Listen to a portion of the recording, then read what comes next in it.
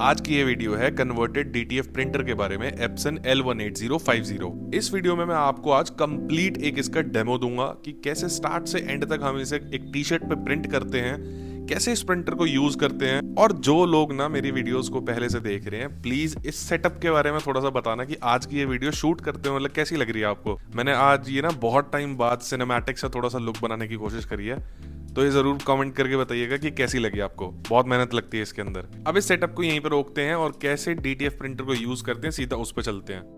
ये प्रिंटर पिछले 2 दिनों से यूज नहीं करा है। अब मैं आपको एग्जैक्टली बताऊंगा कि जब आप घर जाते हैं तो इसे बंद कैसे करके जाते हैं, और जब वापस आते हैं तो क्या इसके साथ आप प्रोसेस करते हैं, कैसे इसे डेली में मेंटेन करते हैं छोटी छोटी चीजों से। ये ट्रे इसकी यहाँ पे लगती है नीचे, बट हमने इसे हटा के और ये मॉडिफाइड ट्रे लगाई है जो कि स्टेबल है और पुरानी इस मेटल शीट से काफी अच्छी भी दिखती है। देखो, जब हम रात को घर पे जाते हैं तो हमें इसे नोजल को ना यहाँ पे ऑफ करके जाना चाहिए ताकि इंक का जो कनेक्शन है वो कट हो जाए। तो अब हम इसे स्टार्ट कर रहे हैं, तो सबसे पहले हम इसे ओपन करेंगे। इन सारी की सारी इंक कैप्स को हम पहले खोलेंगे स्टार्ट करने से पहले, ताकि इंक टैंक के अंदर आपकी वैक्यूम ना बने और फ्लो अच्छे से चले। ये हमारे सारे के सारे इंक टैंक्स ओपन हो चुके हैं, दोनों तरफ से करे हैं ताकि वैक्यूम बिल्कुल भी ना बने। अब हम सिंपली प्रिंटर को स्टार्ट करेंगे और इसकी मूवमेंट का रुकने का वेट करेंगे। जब हम रात को घर जाते हैं तो ये जो इसका हेड होता है ना, इसके नीचे इंक का आपको एक सेक्शन दिखता है फोम जैसा, हम वहां पे सॉल्यूशन डाल के जाते हैं। क्योंकि हम यहाँ पे सॉल्यूशन डाल के गए हैं तो नेक्स्ट डे आएंगे तो हमें उसे सॉल्यूशन को क्लीन करने के लिए एक बार नॉर्मल हेड क्लीनिंग करनी पड़ती है। अब वो हेड क्लीनिंग कैसे करेंगे वो मैं आपको दिखाता हूं। हम यहाँ पे सर्च करेंगे प्रिंटर, और अब ये दिखा रहा है ऑफलाइन। ऑफलाइन इसलिए दिखा रहा है क्योंकि अभी तक हमने इसकी जो ये केबल है ये कनेक्ट नहीं करी थी। ठीक है, अब हम सबसे पहले इसी केबल को कनेक्ट कर लेते हैं।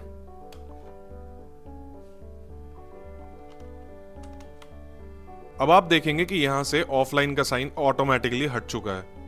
हम यहां पे क्लिक करेंगे, प्रिंटर प्रेफरेंस में जाएंगे, मेंटेनेंस और सिंपल प्रिंट हेड क्लीनिंग, ये कमांड दी है, यहां पे स्टार्ट करेंगे। और अब ये प्रिंटर जो है हेड क्लीनिंग के लिए ऑटोमेटिकली काम करेगा, हमें कुछ नहीं करना है।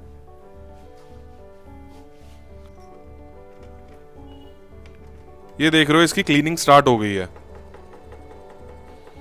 ये यहाँ पे गंदी इंक को फेंकता है जो कि यहाँ पे सॉल्यूशन के साथ में चिपकी हुई होती है। ये देखो गंदी इंक जो है इसमें बाहर आ रही है और ये जार आपके इसी काम आता है। ये प्रोसेस आपका अप्रोक्सीमेटली 2 से 3 मिनट लेता है और ऑटोमेटिकली ये चलता रहता है। तो अभी तक आपने मेंटेनेंस में क्या किया, आपने यहाँ पे जो नॉब थी उसे ओपन किया था, सॉल्यूशन जो आप रात को डाल के गए थे उसे क्लीन करने के लिए कंप्यूटर से ही आपने कमांड दी है। तो जब तक हेड क्लीन हो रहा है तब तक हम अपना पेपर रेडी कर लेते हैं ताकि मैं आपको लाइव प्रिंटिंग करके दिखा सकूं।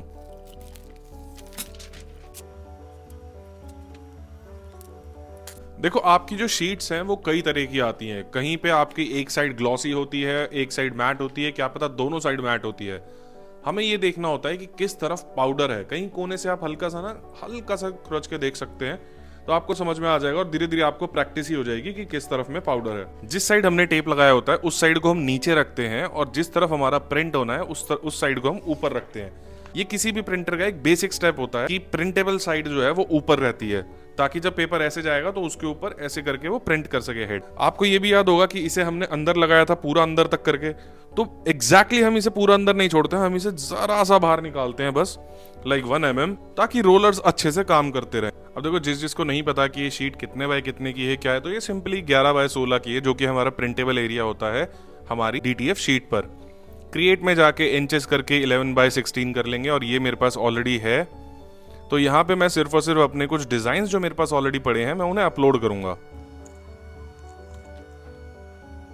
अब देखो, कोई भी इमेज होती है हमें उसका सबसे पहले बैकग्राउंड रिमूव करना पड़ता है, ताकि उस इमेज में जहां पे कुछ भी नहीं है वहां पे कुछ प्रिंट ना हो जाए। जैसे अभी मैं इसे स्ट्रेच कर रहा हूं तो नीचे देखो इसका साइज लिखा रहा है 5 बाय 6 इंटू 10 इंचेस। ठीक है, तो ये मैं अपने बेटे के लिए प्रिंट कर रहा हूं, तो I guess 9 inches 8 inches is more than enough. देखो, ये वाला जो एरिया है यहाँ पे आपको साफ दिख रहा है कि ये व्हाइट है। अगर मैं इसे एज इट इज प्रिंट दूंगा ना तो ये सारा का सारा एरिया जो है ये प्रिंट हो जाएगा व्हाइट, जो कि मुझे नहीं चाहिए। मैं तो चाहता हूँ कि सिर्फ ये जो पार्ट है जहाँ पे ये एनिमे दिख रहा है वह सिर्फ और सिर्फ वही चीज प्रिंट हो। तो मैं वही सेम बैकग्राउंड रिमूव करूंगा। ठीक है, मैंने बैकग्राउंड रिमूव करा, तो इसे भी मैं एडजस्ट कर लूंगा लाइक दिस। अब मेरी 2 प्रिंट मेरे यहाँ पे रेडी हो गए हैं। मुझे कभी भी अपनी शीट को खाली नहीं छोड़ना है, इससे आपकी कॉस्ट जो है हमेशा कम आएगी। तो अब मैं यहाँ पे कुछ एक्स्ट्रा प्रिंट्स हैं, मैं उन्हें भी देता हूँ। मैंने बैकग्राउंड रिमूव करा। मुझे ये मेक श्योर करना है कि ये जो मेरे प्रिंट्स हैं ये इस शीट से ना बिल्कुल टच ना हो, यहाँ पे कोने कोने पे टचिंग से थोड़ा सा दूर रहे, ताकि प्रिंटर को मूव करने में और इसे प्रिंट करने में आसानी हो। अब मेरी ये शीट जो है ना पूरी की पूरी तैयार हो गई है। मैं इसे कुछ नहीं, डाउनलोड में जाऊंगा, फुल करूंगा, ट्रांसपेरेंट बैकग्राउंड और डाउनलोड। अब वो मेरी जो इमेज है वो डाउनलोड हो चुकी है। अब मुझे उसे CMYK में कन्वर्ट करना है। ये ऐप है फोटोपिया। आपको भी पता है यार, फोटोशॉप जो है वो बहुत महंगी आती है और पायरेटेड वर्जन मैं कभी भी सजेस्ट नहीं करता हूँ। तो अपना A3 साइज हमने यहाँ पे ट्रांसपेरेंट किया, क्रिएट किया। फाइल पे जाके हमने ओपन एंड प्लेस किया।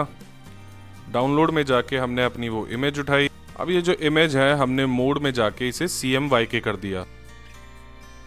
अब सिंपली हम इसे एक्सपोर्ट कर लेंगे PNG में। DTF की एप्लीकेशन खोलेंगे, यहाँ पे हम अपनी इमेज को ऐड करेंगे।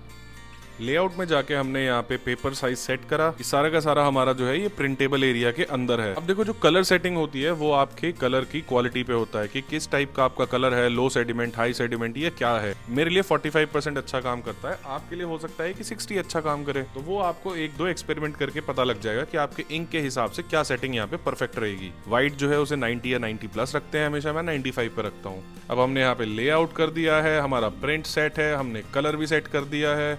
हम सिंपली इसे प्रिंट की कमांड देंगे, tumbler white plus colour, mirror already है, और प्रिंट कलर फर्स्ट, ये कमांड देंगे और प्रिंट स्टार्ट।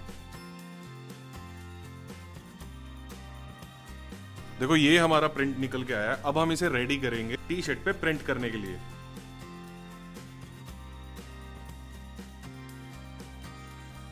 तो ये अपने 4 प्रिंट निकल चुके हैं। अब हम इन्हें स्टिक करेंगे T-शर्ट के ऊपर हीट प्रेस से।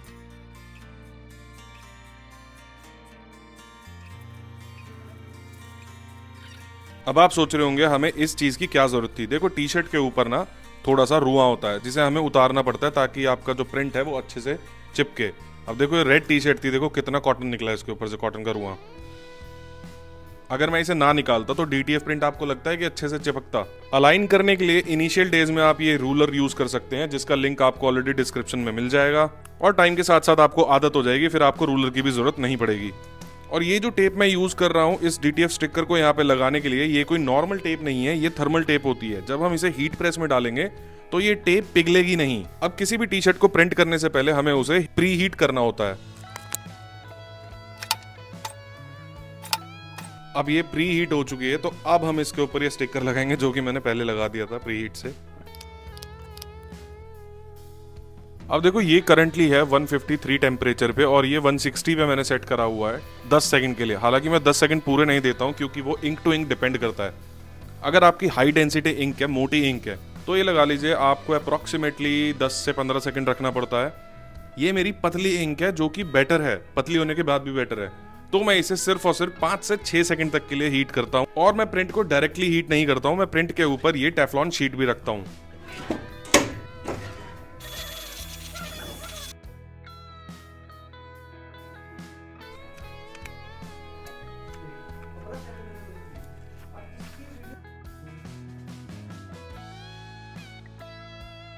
अब देखो ये हमारा आउटपुट आया है जो अभी हमने T-शर्ट प्रिंट करी है, और अब इसकी भी क्वालिटी आपको चेक कराता हूं लास्ट वीडियो की तरह।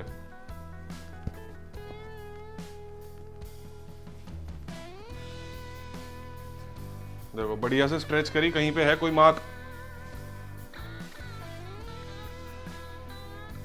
कहीं पे कोई भी मार्क है, कहीं से कटा पिटा। और जबकि अभी तो ये हीट हुआ है, अभी ये हीट होके हटा है, तो खुद सोचो अगर ये जब ठंडा हो जाएगा तो और भी ज्यादा स्ट्रांग हो जाएगा। और अब जैसे कि हम ऑलरेडी प्रिंट निकाल चुके हैं, अब हमें अपना प्रिंटर जो है वो बंद करके रखना है। तो अब इसकी सर्विस कैसे करेंगे, कैसे मेंटेन करेंगे इसे, वो मैं आपको अभी बता देता हूँ। मैंने आपको स्टार्टिंग में बताया था कि यहाँ पे हम सॉल्यूशन डालते हैं, हमें सिर्फ वही करना है। अब सॉल्यूशन कैसे डालेंगे, एक बार हम ऑन ऑफ का बटन दबाएंगे और जैसे ही ये मूव हुआ हम पीछे से इसे प्लग आउट कर देंगे या फिर स्विच ऑफ कर देंगे। अब ये फ्री है, ये अपनी जगह पे लॉक हो जाता है, तो हमें वो लॉक ही हटाना होता है इस तरीके से। अब ये थोड़ा सा सॉल्यूशन लिया, यहां पे थोड़ा सा सॉल्यूशन डाला,